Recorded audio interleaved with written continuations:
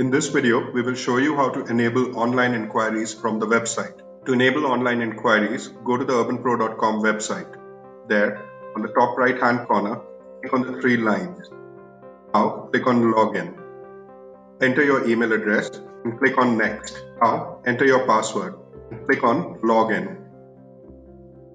Now, click on Profile and on Classes Conducted. Select the class that you want to teach online. Let's select classes 1 through 5 Tuition. Now, click on Class Information. Look for the option How would you like to conduct your classes, and under that, look for I can teach live online using Skype, Zoom, etc. Click on the checkbox next to it.